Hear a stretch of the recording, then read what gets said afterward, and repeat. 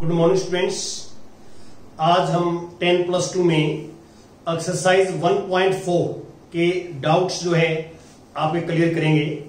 जैसे question number 8 है, 8th question number देखिए, एक्सरसाइज 1.4 8।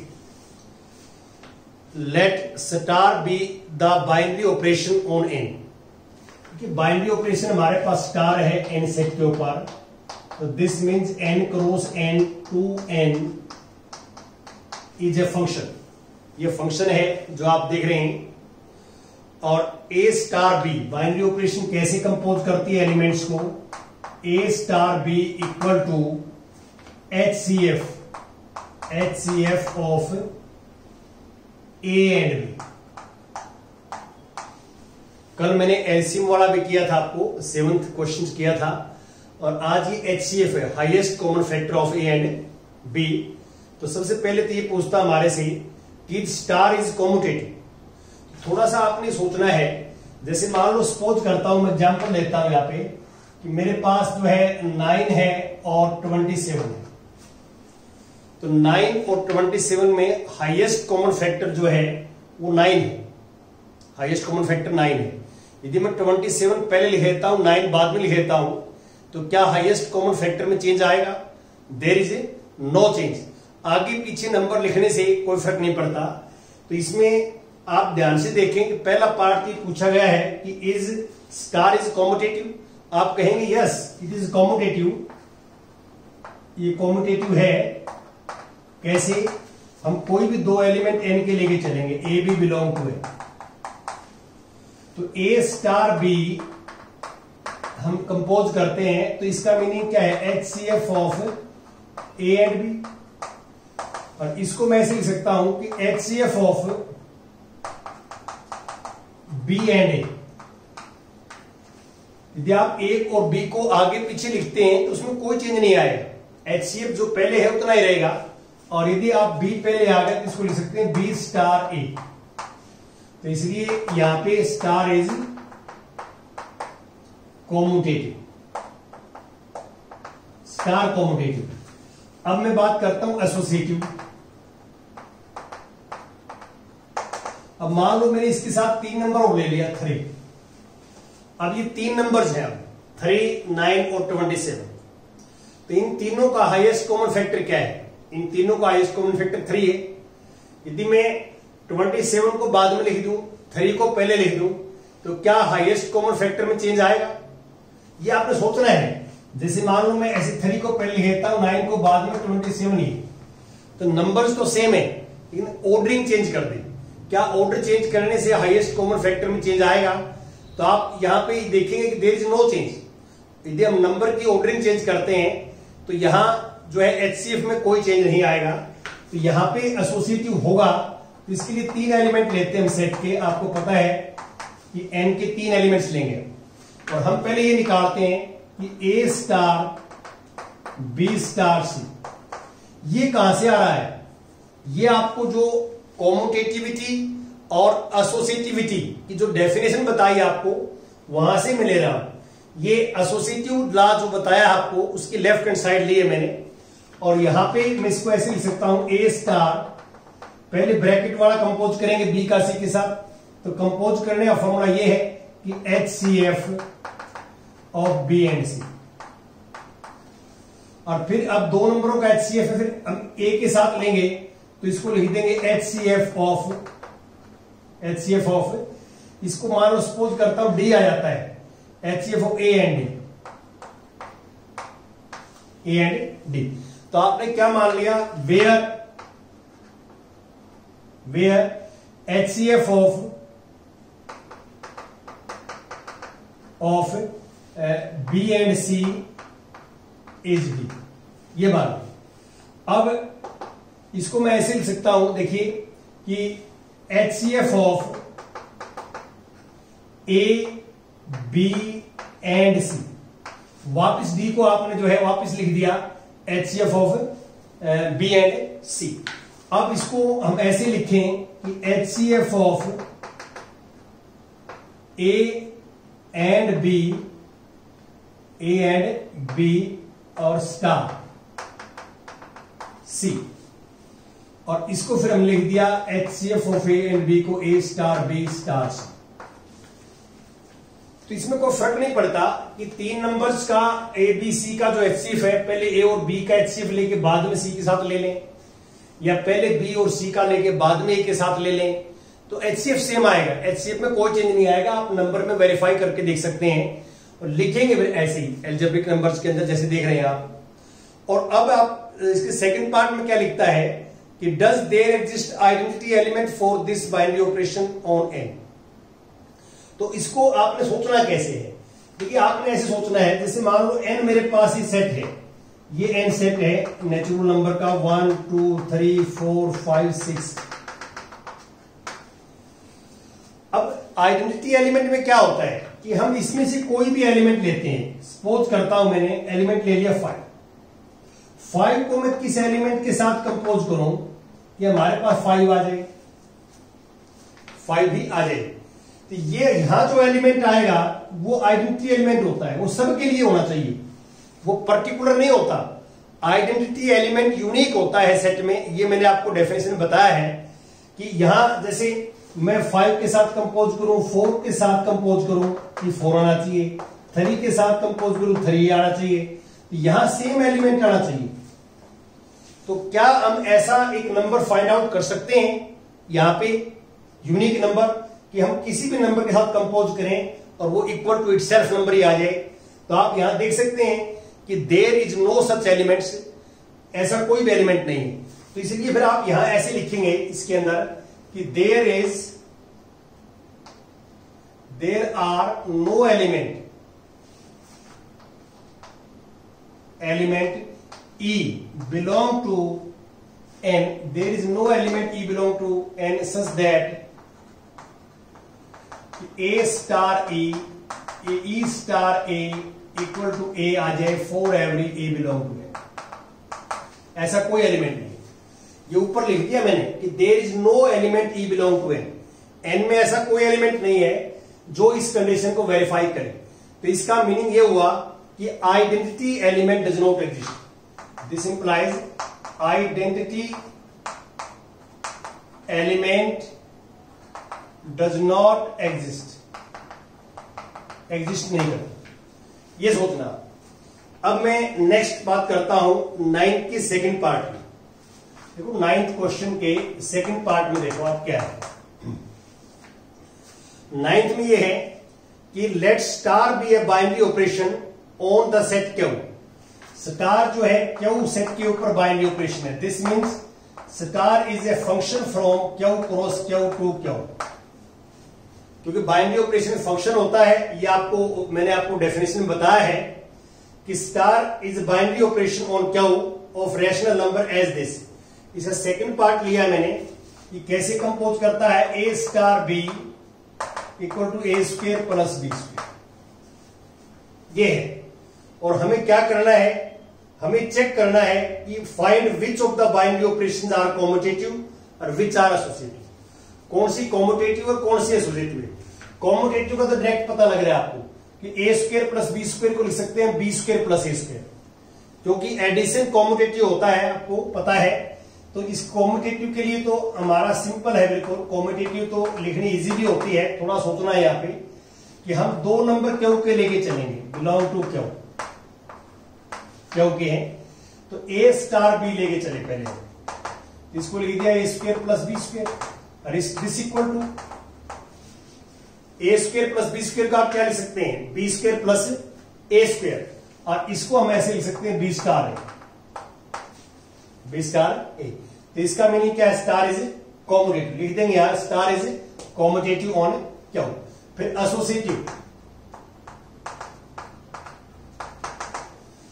देखो कई बार क्या है कि हो सकता है बच्चे को यहां से आइडिया ना आए, मुझे भी ना आए, बच्चे को भी ना आए। तो या तो बच्चा जो है क्यू रैशनल नंबर ले, A B C 3 rational numbers, और उनके लिए चेक करे ये वाला। और यदि वो चेक नहीं कर सकता जनरल निकाल ले, जनरल से भी आपको आइडिया आ जाता है कि यहां पे हम क्या है कि let A B C belong to N, ये एन के मेंबर लेके चले हम। और यहां पे हम जो है ये लेते हैं कि ए और बी है तो एसोसिएटिव प्रॉपर्टी में लेफ्ट हैंड साइड क्या होती है, ए स्टार बी स्टार सी, ये होती है लेफ्ट हैंड साइड। अब पहले हम इसके साथ कंपोज करेंगे, ए सेम रहेगा, बी सी यहां पुट करेंगे बी और सी, तो B square plus c square.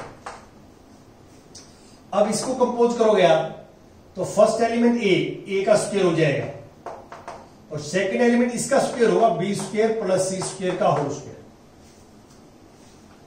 अब इसको आप फोड़ देते हैं, इसको ए प्लस बी का होल स्क्वायर, तो ए स्क्वायर प्लस बी 4 प्लस सी 4 प्लस 2 बी स्क्वायर सी स्क्वायर। अब आप राइट हैंड साइड निकालिए इसकी, ए स्टार बी स्टार सी, ये निकालते हैं। तो पहले ये दो कंपोज करेंगे हम, इन दो को, तो this is A square plus B square इस डेफिनेशन से, और प्लस स्टार सी। और अब इनका निकालेंगे तो फर्स्ट एलिमेंट का स्क्वायर और सेकेंड एलिमेंट स्क्वायर, ये स्क्वायर खोल देंगे तो a4 plus b4 plus 2a square b square plus c square. तो ये देखिए, ये वाला और ये वाला देखिए आप, ये इक्वल दिखाई दे रहे हैं आपको, दे आर नॉट इक्वल। तो a star B star C not equal to A star B star C, equal नहीं। ये पर्टिकुलर वैल्यूज के लिए तो इक्वल आ सकते हैं, पर्टिकुलर वैल्यूज के लिए, लेकिन इन जनरल आप कोई भी वैल्यू लें ए बी सी एन की, तो ये इक्वल नहीं आएंगे। तो कई बार क्या है कि हो सकता है बच्चा एग्जाम्पल नहीं सोच सकता, एग्जाम्पल नहीं सोच सकता, तो आप वो जनरल करके चले।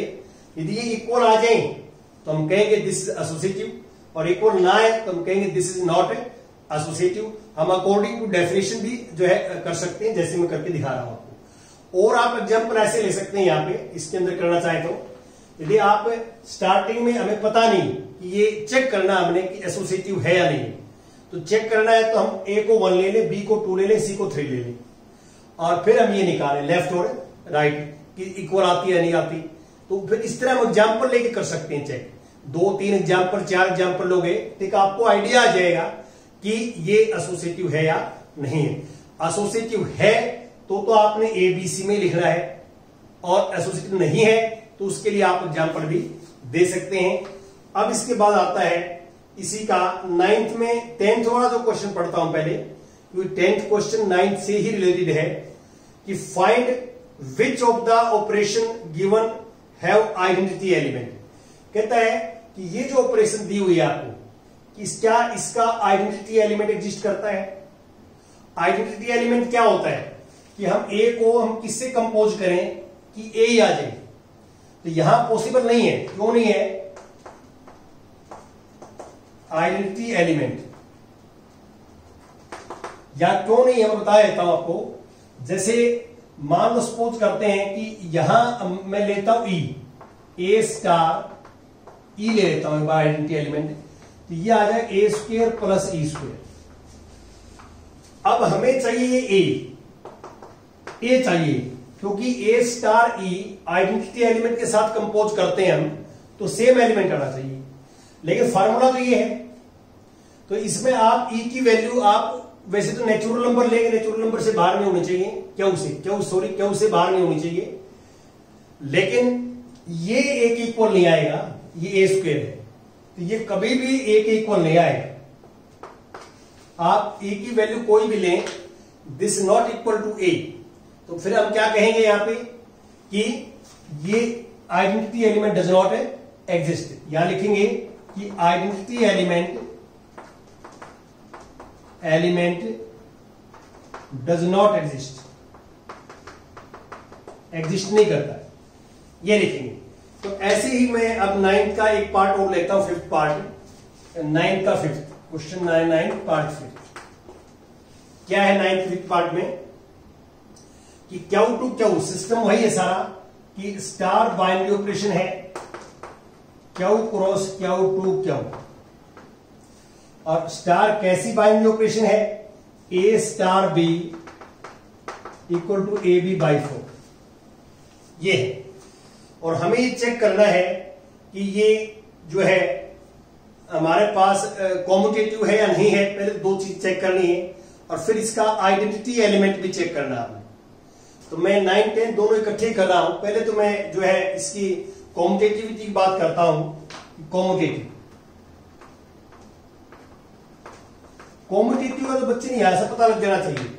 देखो ए स्टार बी, ये लेफ्ट हैंड साइड है कॉम्यूटेटिविटी की, लेफ्ट है, तो ए बी बाई 4 है, तो क्या मैं इसको बी ए बाई 4 लिख सकता हूं?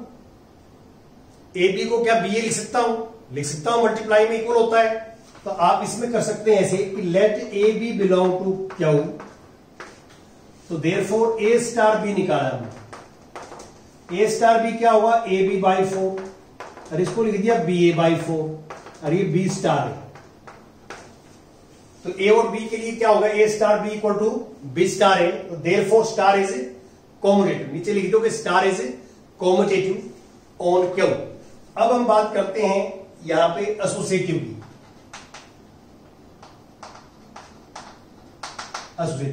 एसोसिएटिव के लिए क्या है कि हम इन जनरली चेक कर लेते हैं और देखते हैं क्या रिजल्ट आता है। तो इन जनरल में आप क्या है, तीनों एलिमेंट लेते हैं, A B C belong to Q. देखो आपने अभी पता नहीं हमारे को कि एसोसिएटिव हो गया नहीं हो, अभी नहीं पता हमारे को, लेकिन क्या है कि दोनों साइड इक्वल आ जाए, ये और ये साइड इक्वल आ जाएगी तो कॉम्यूटेटिव एसोसिएटिव है, और ये इक्वल नहीं आएगी तो नहीं है। तो अब 3 एलिमेंट्स क्यू के लिए मैंने, अब मैं ये निकाल रहा हूं ए स्टार बी स्टार सी। ये जो एसोसिएटिव लॉ होता है इसकी लेफ्ट हैंड साइड है। तो यहां पे पहले इन दो को कंपोज करेंगे आप, इन दो को, तो b इंटू सी बाई 4। अब इन दो को कंपोज करेंगे, दोनों के मल्टीप्लाई करके a into B C by 4 upon 4, ये सब मल्टीप्लाई में है, ये ए बी सी बाई 16 हो जाएगा। और यहां पे a स्टार बी और स्टार सी, ये राइट हैंड साइड है एसोसिएटिव लॉ की। अब पहले इन दो को कंपोज करेंगे, तो ए बी बाई 4। अब इन दोनों को मल्टीप्लाई करके A B by 4 multiply C by 4, ये ए बी सी बाई 16। तो आप देख सकते हैं कि क्लियर यहां पे left hand side equal to right hand side. This implies star is associative on Q, star is associative on Q. अब 10th क्वेश्चन में क्या है? 10th में कहते हैं कि 9th क्वेश्चन में जो आपको बाइनरी ऑपरेशन दे रखे हैं उनकी आपने आइडेंटिटी एलिमेंट चेक करना है। देखिए कई बार क्या है कि बच्चा सोच भी सकता है कि आइडेंटिटी एलिमेंट है, कई बार नहीं सोच पाता, तो इसका तरीका है। तरीका ये है, जैसे इसका मैं 10th क्वेश्चन लेता हूं, 10th क्वेश्चन का और पार्ट ये है 5th पार्ट, ये 10th का 5th। देखिए मैं यहां सपोज कर लेता हूं, ये मान लेता हूं कि late E is identity element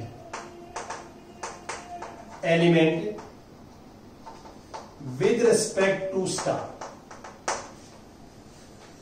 अब देखो मैथमेटिक्स में हम सपोज कुछ भी कर सकते हैं, ये मैंने आपको बताया बार बार पहले भी कि मैथमेटिक्स में हम सपोज कुछ भी कर सकते हैं।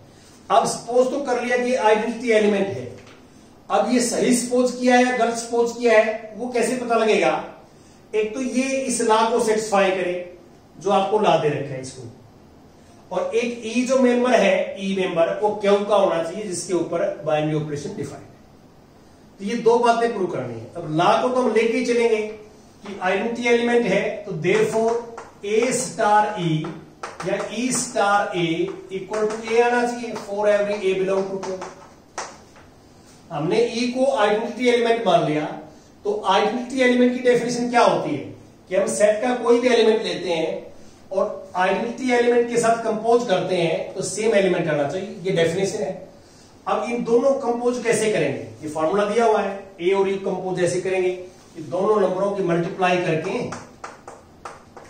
4 से डिवाइड, या यहां से मल्टीप्लाई करके 4 से डिवाइड, ये की बात है, ये आना चाहिए। अब आप इसको इसके इक्वल कर रहे हो या इसके इक्वल कर रहे हो, ई निकालते हैं यहां से, देखो क्या आता है, ये 4 उस साइड में जाएगा, ए से डिवाइड कर देंगे तो ई यहां पे आ जाएगा, हमारे पास 4 आ जाएगा, ई क्या आ जाएगा 4। अब हमने ये देखना है कि ला तो इसी ला से निकाला है हमने, ला तो सेटिस्फाई हो ही गया। अब ई बताइए क्यू का मेंबर है या नहीं? क्यों? क्योंकि क्यू के ऊपर बाइनरी ऑपरेशन डिफाइंड है, तो 4 इज बिलोंग टू क्यू, 4 को 4/1 लिख सकते हैं, दिस इज रेशनल नंबर है। तो इसका मीनिंग क्या है कि यहां हमने मान लिया था कि आइडेंटिटी एलिमेंट है, और आइडेंटिटी एलिमेंट 4 आ गया, 4 क्या होगा, मेंबर आ गया। जिस सेट के ऊपर बाइनरी ऑपरेशन डिफाइंड है तो मेंबर आ गया। तो हम कह सकते हैं दिस इंप्लाइज कि जो है this is identity element, identity element equal to A equal to 4, ये आंसर हो जाएगा। तो ये कई बार क्या है कि आप डायरेक्ट मान लो नहीं सोच सकते, तो आप ऐसा सपोज कर सकते हैं। अब यहां पे एग्जिस्ट नहीं करता, यहां पे यदि मान लो आप निकालोगे यहां से तो ई एग्जिस्ट नहीं करेगा, ई एग्जिस्ट नहीं करेगा। आप करके देख लेना कि इसको आप जो है जैसे मान लो कोई बच्चा इसी प्रकार से निकालो जो मैंने बताया है, तो वहां से ये आ जाएगा। देखो इसको इक्वल टू माने ही तो ई स्क्वायर क्या आएगा यहां से, ए माइनस ए स्क्वायर, और ये स्क्वायर रूट में आ जाएगा। ये ई जो है वो रैशनल नंबर नहीं आएगा, ये क्या है, ए रैशनल नंबर है, तो अंदर ये पूरा पूरा स्क्वायर रूट नहीं निकलेगा, तो ई इरेशनल नंबर आएगा, तो क्या उसे बिलोंग नहीं करेगा। इसलिए मैंने कह दिया कि यहां एग्जिस्ट नहीं करता। तो अब मैं लास्ट जो आपके पास है क्वेश्चन नंबर 11 वो डिस्कस करता हूं। 11 क्वेश्चन क्या है मैं पढ़ देता हूं कि ए मेरे पास n क्रॉस n एक सेट है, A is set of n cross n, और star is binary operation on n। Star जो है वो बाइनरी ऑपरेशन है किस पे, ए पे, A cross A to A function है। और कैसी है स्टार, देखो ए n क्रॉस n है, ये भी n क्रॉस n है, ये भी n क्रॉस n है, ऑर्डर्ड पेयर में एलिमेंट होंगे इसके। तो ए का बी के साथ रिलेशन होगा, दिस इज सी डी। तो कैसे किया है कि फर्स्ट में फर्स्ट ऐड कर दिया और सेकंड में सेकंड ऐड कर दिया, ऐसे है। देखो ये एलिमेंट और ये एलिमेंट आपस में स्टार से कैसे कंपोज होंगे, पहला पहले में ऐड हो जाएगा, दूसरा दूसरे में ऐड हो जाएगा। तो ये हमारे पास है। अब हमने करना क्या है, हमने चेक करना है कि so that star is commutative and associative. पहला तो यही चेक करना है कि कॉम्यूटेटिव एसोसिएटिव है या नहीं, पहला पार्ट यही चेक करना है। तो पहले तो हम कॉम्यूटेटिव की बात करेंगे। कॉम्यूटेटिव बड़ा इजी है। अब आप देखो ये लेफ्ट हैंड साइड है कॉम्यूटेटिव की, इसको ऐसे लिख सकते हैं। क्या मैं इसको ऐसे लिख सकता हूं, सी प्लस ए प्लस सी को सी प्लस ए, और इसको डी प्लस बी। प्लस में कोई फर्क नहीं पड़ता, आप ए प्लस सी को सी प्लस ए लिख सकते हैं, कोई दिक्कत नहीं है। तो अब आप क्या करेंगे, कॉम्यूटेटिव के लिए हम दो एलिमेंट मानते हैं, let A b and c d belong to A. और हम ये भी सपोज करते हैं यहां पे दो एलिमेंट मानने के, तो यहां पे ए स्टार ये है, ये लेके चले, तो इससे फॉर्मूला ये बनता है ए प्लस सी और बी प्लस बी। और इसको ऐसे लिख सकता हूं मैं इसको कि सी प्लस ए कोमा डी प्लस बी। अब देखो पहले सी और डी आया है, तो यहां पहले सी डी एलिमेंट आ जाएगा, और स्टार बाद में ए और बी आया तो बाद में ए बी आ जाएगा। तो आप देख सकते हैं कि A B star C D को लिख दिया हमने, C D star A B prove कर दिया। तो इसका मीनिंग ये है, this implies star is commutative.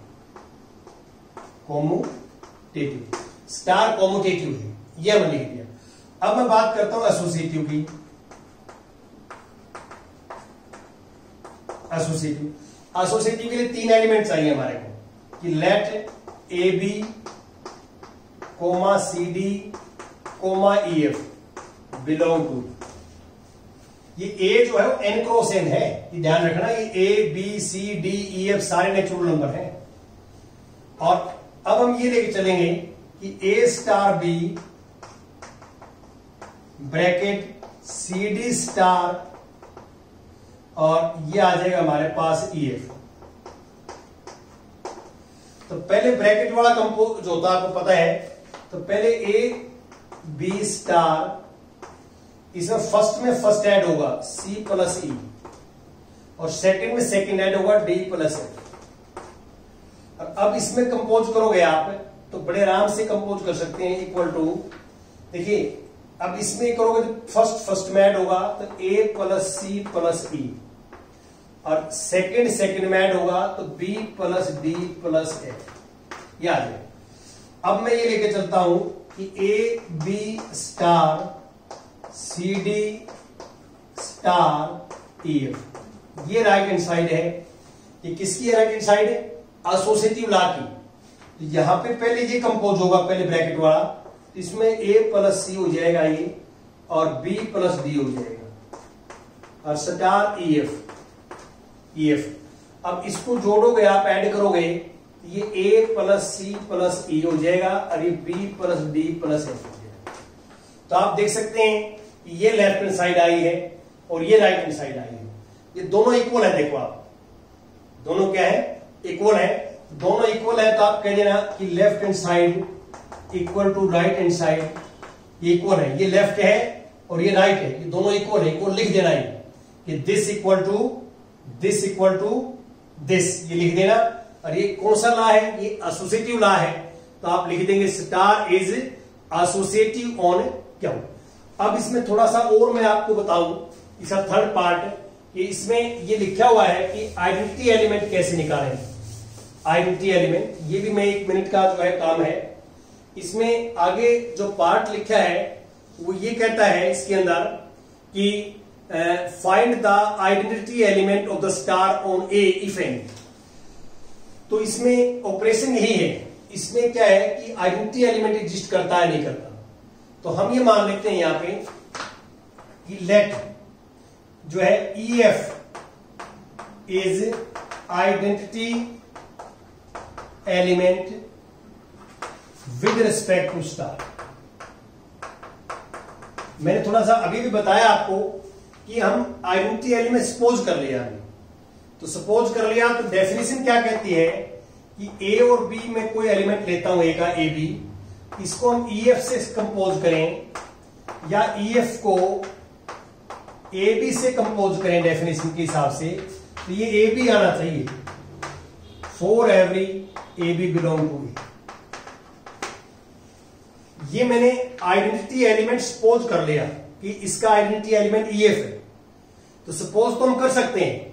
तो सपोज कर लिया तो ये डेफिनेशन को फॉलो करेगा, और डेफिनेशन फॉलो करेगा तो इन दोनों को ऐड करेंगे तो क्या आएगा? फर्स्ट में ऐड होगा ए प्लस ई, और सेकंड में ऐड होगा, और ये इक्वल टू क्या आएगा? A B, equal to A B आना चाहिए। ये ऑर्डर्ड पेयर है। आपको प्लस वन में पढ़ाते थे कि two ordered pair are said to be equal if first equal to first, A plus E equal to जो है ए, और and B plus F equal to B. और यहां पे इसमें ए माइनस का हो जाएगा, 0 आ जाएगा ये, और यहां से बी माइनस का एफ भी 0 आ जाएगा। तो यहां पे आइडेंटिटी एलिमेंट जो आया, आइडेंटिटी एलिमेंट वो आया 0 0, क्योंकि आइडेंटिटी एलिमेंट मैंने क्या सपोज किया था? E F. तो ई की वैल्यू भी 0 आ गई, एफ की वैल्यू भी 0 आ गई, तो आइडेंटिटी एलिमेंट हमारे हिसाब से 0 0 हो गया। अब क्या 0 0 इससे बिलोंग करेगा क्या? ए से। ए सेट क्या है? N cross N. एन क्या होता है? Set of natural number. क्या ये ए से बिलोंग करेगा? नॉट बिलोंग टू ए, क्योंकि ये एन क्रॉस है। तो एन 0 है, 0 नेचुरल नंबर से बिलोंग नहीं करता, और 0 नेचुरल नंबर से बिलोंग नहीं करता तो इसका मीनिंग क्या है कि ये एलिमेंट ए में नहीं लाई करेगा। और ए में लाई नहीं करेगा तो आइडेंटिटी एलिमेंट एग्जिस्ट करता है तो वो उसी सेट का होना चाहिए जिसके ऊपर बाइनरी ऑपरेशन डिफाइंड है। अब यहां पे ये एलिमेंट इससे बिलोंग नहीं करता, तो हम यहां लिखेंगे यहां पे therefore this implies identity element does not exist नहीं करता। तो यहां ये एक तरीका होता है करने का, जो मैंने बार बार बताया है कि हम कई बार डायरेक्ट नहीं सोच सकते, और डायरेक्ट नहीं सोच सकते तो हम क्या है, अकॉर्डिंग टू डेफिनेशन चलते हैं कि मैंने सपोज कर लिया। अब ये मैंने सही सपोज किया या गलत सपोज किया, वो आप आगे जो है निकालेंगे, और आगे जो रिजल्ट आएगा उससे पता लगेगा। यदि ये एलिमेंट एन क्रॉस एन से बिलोंग कर जाता, ए से बिलोंग कर जाता, तो हम कहते कि ये आइडेंटिटी एलिमेंट है और एग्जिस्ट करता है। लेकिन ये सेट से बिलोंग नहीं करता, तो जो है identity element does not exist. तो ऐसे आपका एक तरीका होता है, ऐसे हम करते हैं। Thank you very much.